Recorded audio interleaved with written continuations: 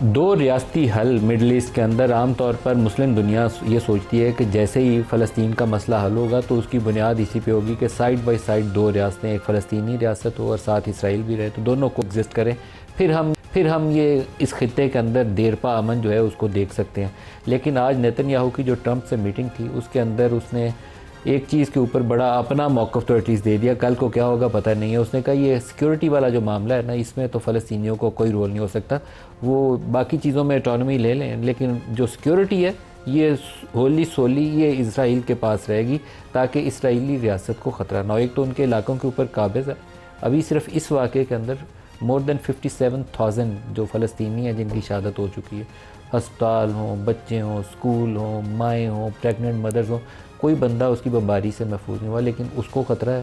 لیکن فلسطینیوں کو خطرہ نہیں ہے۔ تو جب وہ ٹرمپ پر وہ بیٹھ کے اس چیز کو جب بھی کسی حل کی طرف لے کر جائیں گے تو یہ بنیادی نقطہ ان کے سامنے رہنا چاہیے کہ فلسطین کے مسئلے کا حل کیا ہے، اور عرب دنیا کو بھی اس کے اوپر بہت واضح پوزیشن اختیار کرنا پڑے گی۔ ابراہیم ایکارڈز جس کے دباؤ کے تحت بہت زیادہ ملکوں نے پہلے اسرائیل کو تسلیم کر لیا، اور اب شاید مزید کچھ ملکوں کے اوپر آئندہ آنے والے ہفتوں اور مہینوں کے اوپر وہ دباؤ شفٹ ہوگا، اسی ٹرمپ انتظامیہ کے نیچے بہت تیز رفتاری کے ساتھ اس ایشو کے اوپر کام ہوگا، اور وہ ایک کے بعد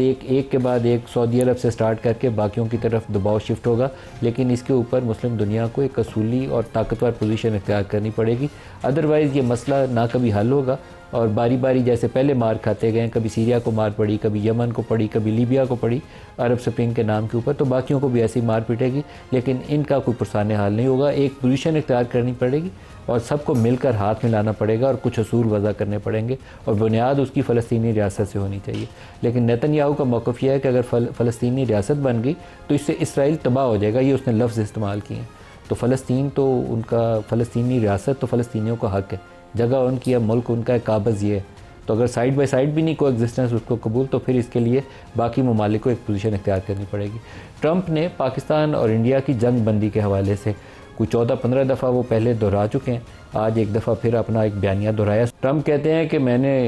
انڈیا اور پاکستان کی جنگ رکوائی ہے، انڈیا تو اس کو مانتا نہیں ہے، لیکن ٹرمپ کو 15 دفعہ کہہ کے ہیں، اب یا تو ٹرمپ کو سمجھا لیں، ادروائز جو ایک ایکسیپٹڈ پوری دنیا کے لیے اسٹیٹمنٹ یہی ہے کہ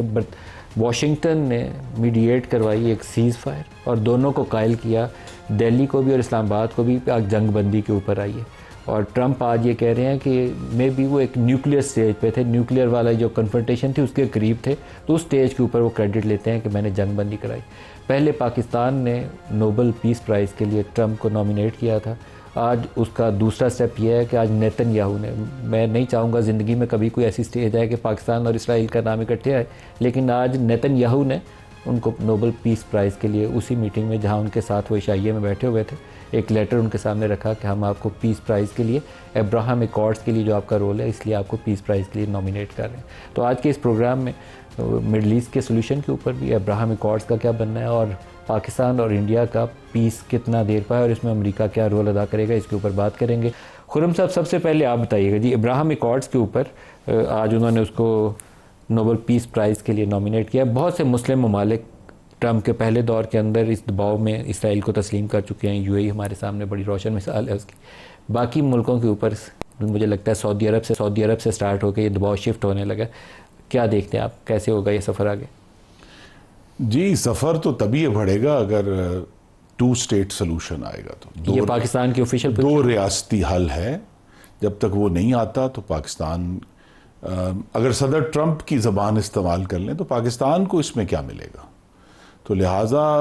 دیکھیے، امریکہ کی تو پاکستان کے ساتھ ایک بہت دیر سے ایک سمجھے کولڈ پیس رہا ہے، جس میں 2011 کے بعد سے ایک بڑی مشکل اور تناؤ والی صورتحال رہی ہے، اس میں وقتاً فوقتاً کوآپریشن بھی ہوا، مثلا پاکستان نے بہت بڑا کوآپریشن دیا۔ 2011 آپ نے وہ جو ٹرمپ والی اسٹرائک تھی اس سے سٹارٹ کی؟ نہیں، Osama bin Laden, Osama bin Laden اس کے بعد سے بہت سیریس، اور یہی بلکہ جو ہمارا ڈیلیگیشن ابھی گیا ہوا تھا اس میں سب سے جو مثبت بات یہ تھی کہ وہاں کیپٹل ہل پہ اس دفعہ ہمیں جو ہے وہ الزام دینے والی انگلیوں کا سامنا نہیں کرنا پڑا، جو پہلے ہمیں کرنا پڑتا تھا کہ جی امریکہ میں کہا کرتے تھے، مسعود صاحب کو شاید اندازہ ہو کہ جی ہم نے آپ کو $22 بلین دیے، لکھ کے رکھے ہوئے تھے کہ $22 بلین دیے اور پاکستان ہمیں سپورٹ نہیں کرتا، طالبان کو سپورٹ کرتا۔ اس دفعہ ایسی کوئی بات نہیں تھی. الحمدللہ پاکستان نے اپنی جس عسکری قوت کا مظاہرہ کیا ہے، پاکستان کو ایک احترام کی نظر سے. آپ کا جو پہلا جملہ ہے کہ تب تک ابراہیم ایکارڈز کے اوپر کوئی بات نہیں ہو سکتی جب تک 2 اسٹیٹ سولوشن جو ہے وہ نہیں آ جاتی، یہ ہماری آفیشیل پوزیشن ہے؟ جی یہ آفیشیل پوزیشن ہے کہ جب تک 2 اسٹیٹ سولوشن پر نہیں آتے تو پاکستان اسرائیل کو ایکسیپٹ نہیں کر سکتا. فلسطینیوں کو اپنی ریاست 2 اسٹیٹ سولوشن کیسا، جیسا نیتن یاہو نے کہا ہے کہ سیکورٹی ہمارے پاس رہے؟ نہیں یہ نہیں ہو سکتا جی. یہ تو اب ہمیں یہ ایک تفصیلات کا کھیل ہے آگے، لیکن فلسطینیوں کو ایک خود مختار ریاست کا قیام جو ہے، بس یہ بڑی دلچسپ بات ہے. اور یہ کہ مثلا غزہ کی جو پٹی ہے اس کے ساتھ جو انٹرنیشنل سمندر لگ رہا ہے وہ کس کی جورسڈکشن ہے؟ اگر وہ اسرائیل اس پہ کلیم کرتا ہے، اسرائیل اس کے اوپر جو ہے جو لوگ امداد لے کر جانے کی کوشش کی انہوں نے ان کے اوپر بم پھینکتا ہے، لیکن وہ کسی طرح بھی اسرائیلی جورسڈکشن نہیں ہے. تو لہذا یہ ضرور دنیا کے سامنے ایک چیلنج ہے کہ اس معاملے کو کس طریقے سے اس کی تفصیلات کو طے کر کے، اگر صدر ٹرمپ اس میں سنجیدہ ہیں کہ انہوں نے ان کو دیرپا امن چاہیے، اگر دیرپا امن نہیں چاہیے تو پھر اگر انہوں نے عجلت کی تو معاملہ کبھی بھی امن کی طرف نہیں بڑھے گا. اصل ایشو اس سارے جو ہم گفتگو کر رہے ہیں وہ تو یہی کیا مشرق وسطیٰ میں اسرائیل کا دوسرے ممالک کے ساتھ کوئی دیرپا امن قائم ہو سکتا ہے یا نہیں ہو سکتا، اور اس کے لیے ضروری ہے کہ فلسطینیوں کو اپنی ایک خود مختار ریاست جو ہے اس کا قیام عمل میں آئے. مسعود صاحب، میرے خیال میں خرم صاحب نے تو ایک اصولی موقف کر دیا ہے کہ 2 اسٹیٹ سولوشن کے بغیر ابراہیم ایکارڈز کے اوپر کوئی پیش رفت نہیں ہوگی. کیسے آپ دیکھتے ہیں یہ معاملات آگے کیسے انفولڈ ہوں گے؟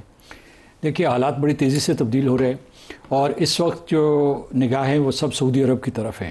خلیجی ریاستیں جو ان میں سے بہت سی پہلے ہی اسرائیل کے ساتھ اپنے رابطے قائم کر چکی ہیں، اور اس وقت یہ کیا سرائی کی جا رہی ہے کہ شام، لبنان، سعودی عرب، آذربائیجان اور انڈونیشیا جو ہے وہ ابراہیم ایکارڈز کو قبول کر لے. اگر خاص طور سے خلیجی ریاستیں بالخصوص جو ہے سعودی عرب یہ قدم اٹھا لیتا ہے تو پاکستان کے اوپر بہت دباؤ بڑھے گا. اب دوسرا آپ نے جو نقطہ اٹھایا وہ بہت اہم ہے کہ یہ جو پیس فارمولا ہے اس کی کیا کمپوزیشن کیا ہے. تو میں آپ کو بتاؤں گا کہ 2 ریاستی فارمولے کو امریکہ نے بھی ایک طریقے سے بالواسطہ طور پر مسترد کیا ہے. ابھی تک جو ہے فارمل جواب ہی نہیں دیا نیتن یاہو کی طرف. اور دوسری طرف جو ہے جو اسرائیل تو اسے قبول نہیں کرتا اور نیتن یاہو بالکل قبول نہیں کرتا. تو اس کے کیا خد و خال ہیں میں آپ کو بتا دیتا ہوں. اس کے خد و خال یہ ہیں کہ غزہ میں آباد کاری کی جائے گی، جیسے کہ مطلب دوسری آکوپائڈ پیلسٹینین ٹیریٹری میں کی جا رہی ہے. یہی ان کا سمجھوتا ہے آپس میں پریزیڈنٹ ٹرمپ کا اور نیتن یاہو کا. دوسرا یہ ہے کہ غزہ کو آکوپائڈ پیلسٹینین ٹیریٹری یا مغربی کنارے سے نہیں جوڑا جائے گا، اور یہ اسی طریقے سے کٹا پھٹا فلسطین جو ہے وہ قائم کیا جائے گا. اور اس کے بعد انہوں نے آخر میں یہ بھی کہہ دیا کہ انخلا تو ضرور ہوگا، بے دخلی تو ضرور ہوگی، لیکن اس کے لیے وہ لوگ جو چاہیں گے وہ چلے جائیں. اور پھر دوسرے انہوں نے یہ بھی کہا کہ بعض عرب ممالک جو نیبرنگ ممالک ہیں وہ اس کے لیے تیار ہیں. ابھی تک جو اطلاعات تھی اس میں نہ مصر تیار تھا، نہ اردن تیار تھا، نہ عرب تیار تھے، مطلب وہ دوسرے ممالک سعودی عرب بھی تیار نہیں تھا.